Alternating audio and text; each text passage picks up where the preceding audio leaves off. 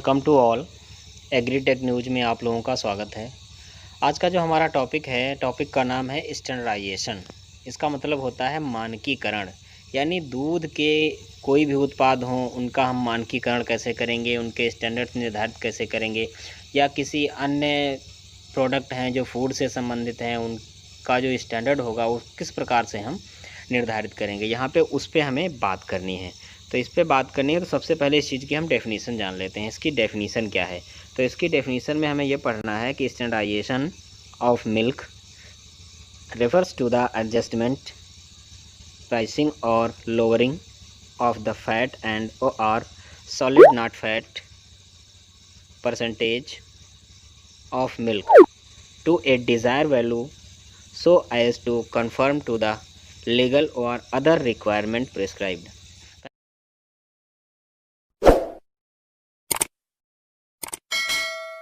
कहने का मतलब यहाँ पे ये है कि अगर हम मानकीकरण करते हैं तो मानकीकरण में हमें सिर्फ 2 से 3 चीज़ों का निर्धारण मुख्यतः रूप से करना है।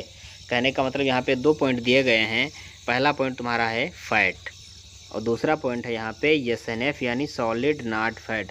इन 2 चीज़ों का हमें निर्धारण दूध के उत्पादों में करना है। दूध के उत्पादों में इसलिए निर्धारण करना है कि सभी को, यानी मार्केट में जब हम कोई भी उत्पाद लेकर के जाएं तो हर व्यक्ति को उचित मात्रा में फैट और एसएनएफ मिलना चाहिए। यानी एक लीगल स्टैंडर्ड है, इतनी रिक्वायरमेंट होनी चाहिए। ये एफएस से एआई जो स्टैंडर्ड अथॉरिटी है वो इस चीज़ को निर्धारित करती है कि कितना मानक किस किस उत्पाद का होना चाहिए। तो यानी सभी उत्पादों के जो मानक हैं वो मानक इस विधि के द्वारा निर्धारित कर दिए जाते हैं। इतने से कम होने पे उत्पाद को नहीं बेचा जा सकता और इतने से ज़्यादा होने पे उत्पाद को बेचा जा सकता है। जैसे आप लोगों ने देखा होगा कि टोंड मिल्क मार्केट में आता है, तो टोंड मिल्क का एक स्टैंडर्ड है कि 3% फैट और 8.5 एसएनएफ होना चाहिए। 3% फैट और 8.5 एसएनएफ होना चाहिए, 8.5 होना चाहिए। तो ये निर्धारित है कि इससे कम नहीं होना चाहिए, तभी हम उसको टोंड मिल्क कहेंगे। अन्यथा मिल्क का कोई और उत्पाद हो सकता है या उसका स्टैंडर्ड लो हो सकता है तो उसका रेट भी लो हो सकता है। यानी आगे हम इस चीज़ को और अच्छी तरीके से समझेंगे। चलिए आगे देखते हैं। यहाँ पे हम परिभाषा हिंदी में देख लेते हैं क्या है।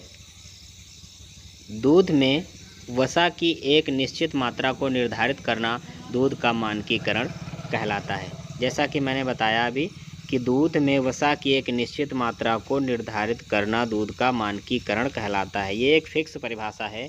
यदि आप इतना ही याद कर लेते हैं तो आपको मानकीकरण की परिभाषा याद हो जाती है। आगे है कि वसा की निर्धारित मात्रा को वैध स्तर के अनुसार रखा जाता है। यानी कोई लीगल स्टैंडर्ड बना लिया जाता है। जैसे मैंने बताया टोंड मिल्क का फैट 3 रहेगा और एसएनएफ 8.5 रहेगा। ये एक लीगल स्टैंडर्ड है, इससे नीचे नहीं जाना चाहिए। अगर आप ऊपर बेचते हैं तो आपका ही नुकसान होगा। इससे अच्छा है आप 3 और 8.5 ही रखें तो ज़्यादा अच्छा रहेगा। मानकीकरण दूध में विभिन्न प्रतिशत वाले दूध, क्रीम या वसा रहित दूध को मिलाकर किया जा सकता है। कहने का मतलब आपको ये पता होगा कि जो गाय का दूध है उसमें 3.5% फैट होती है और लगभग 8 से 8.5 एसएनएफ होता है। और भैंस के दूध में क्या है, लगभग 6% फैट होती है। इसके आसपास भी हो सकता है, विभिन्न प्रजातियों के अनुसार दोनों में, गाय या भैंसों में। तो हम इतना मान के चलते हैं कि अगर 6% फैट है और 8.5 से 9% तक एसएनएफ हमारे भैंस के दूध में है तो हमें टोंड मिल्क अगर मार्केट में बेचना है तो हम टोंड मिल्क बेचने के लिए उसके अंदर जो फैट का लेवल होगा तो वो तो हमें घटाना पड़ेगा। तो यदि हम फैट का लेवल घटा करके 3 ले आएंगे, बाकी का फैट जो मेरे पास बच जाएगा उसका हम घी में बना करके अतिरिक्त पैसा कमा सकते हैं। यानी और एसएनएफ भी अगर बच जाता है तो उसके भी अतिरिक्त उत्पाद हम बना करके पैसा कमा सकते हैं। इस विषय में मैं अगला वीडियो बनाऊंगा तो आपको अच्छी तरीके से समझ में आएगा कि एसएनएफ से या उसके अंदर टीएस से बचे हुए कौन कौन से उत्पाद बनाए जाते हैं, हमारे लिए क्या क्या लाभकारी हैं। तो आइए आगे पढ़ते हैं। इसके उद्देश्य क्या है, यानी इसके ऑब्जेक्ट क्या हैं, इसके इसके उद्देश्य क्या है। इसके उद्देश्य में हमें क्या क्या पढ़ना है। इसके उद्देश्य में हमें क्या क्या पढ़ना है। उद्देश्य क्या है, मुख्य उद्देश्य यही है कि पहला उद्देश्य जो यहाँ पे लिखा हुआ है कि मानकीकरण का मूल उद्देश्य दूध में से वसा निकालकर उस वसा से अधिक लाभ प्राप्त करना। यही मैंने पिछली बात में अभी यही बताया है कि दूध से जो अतिरिक्त वसा होगी, यानी हमें टोन्ड मिल्क में 3% फैट देनी है, तो हमारे दूध में 6% फैट है, तो उसको हम निकाल लेंगे, उसको हम किसी अन्य उत्पाद बनाने में इस्तेमाल करके अतिरिक्त लाभ कमा सकते हैं।